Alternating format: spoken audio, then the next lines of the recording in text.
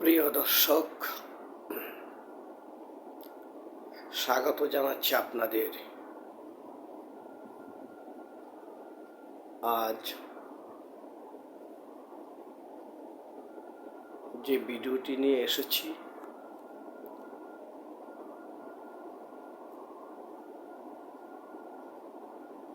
আজ 29শে সেপ্টেম্বর।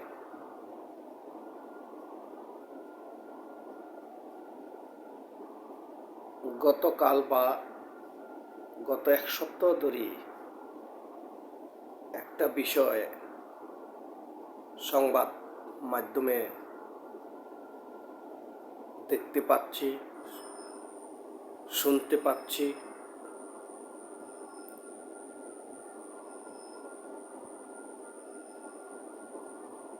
সামাজিক যোগাযোগ মাধ্যমেও, ইউটিউব চ্যানেলগুলিতেও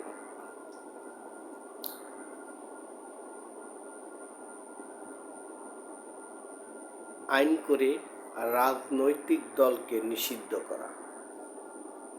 কোন দলকে? গণহত্যায় যারা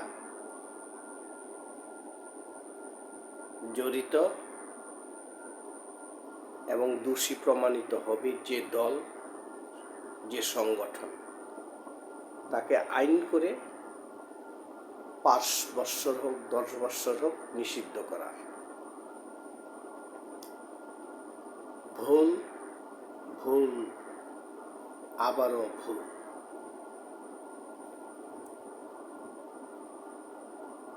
আইন করে কোনো দলকে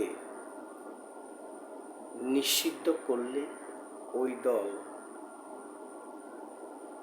কখনো নিষিদ্ধ হয় না। প্রমাণিত যারাই ইতিপূর্বে নিজেদের স্বার্থ হাসিলের জন্য ক্ষমতায় যে দলগুলো আইন করে নিজেদের লোভ লালসা, নিজেদের অপকর্ম করবার জন্য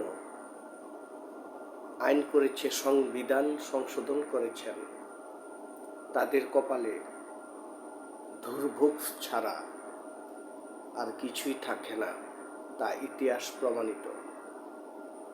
বঙ্গবন্ধু বাকশাল করে করেছেন, ভুল।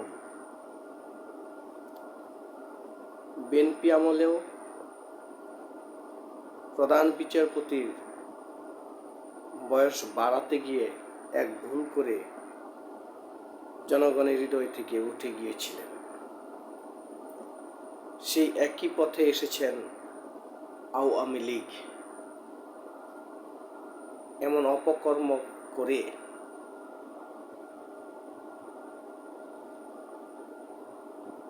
সংবিধান সংশোধন করে একদলীয় শাসন কায়েম করতে যে আজ তাদের কি বেহাল অবস্থা। বর্তমান অন্তর্বর্তী সরকারও সেই ভুল পথই মনে হচ্ছে অগ্রসর হচ্ছে।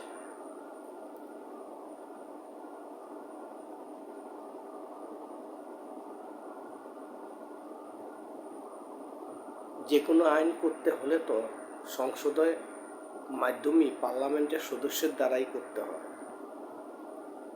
অন্তর্বর্তী সরকারে তো আর পার্লামেন্ট নেই।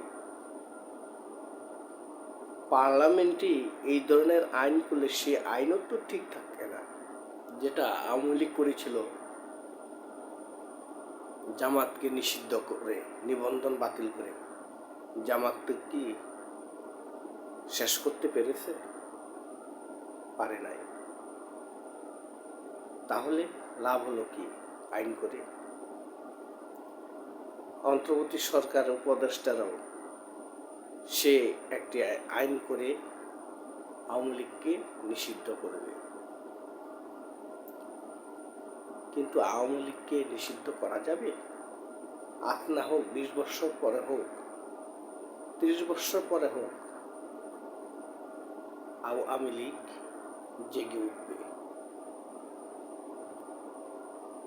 তখন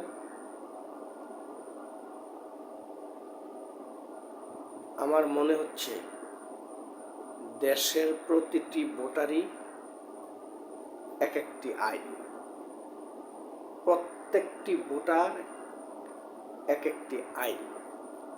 প্রত্যেকটা ভোটার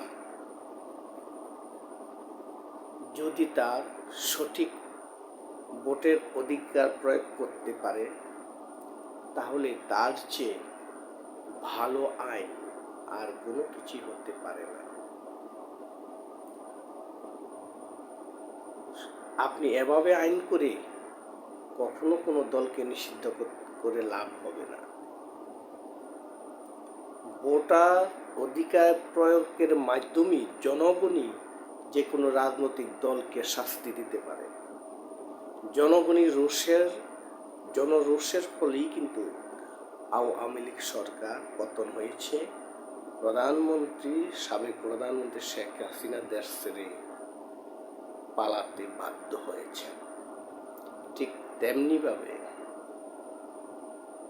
যে কোনো নির্বাচনেই ভোটাররাই হচ্ছে এক একটি আইন। ভোটাররাই পারে যে দল গণহত্যায় জড়িত ওইসব দলকে চরম শাস্তি দেওয়া, অর্থাৎ ভোটের মাধ্যমে।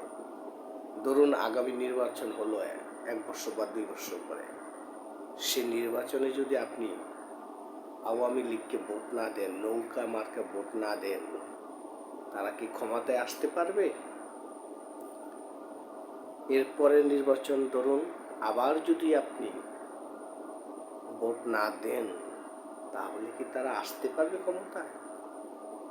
তাহলে পরপর দুটো মেয়াদে একটি দল যখন ক্ষমতায় আসতে পারবে না, তখন তো আস্তে আস্তে তারা জনবিচ্ছিন্ন হয়ে যাচ্ছে।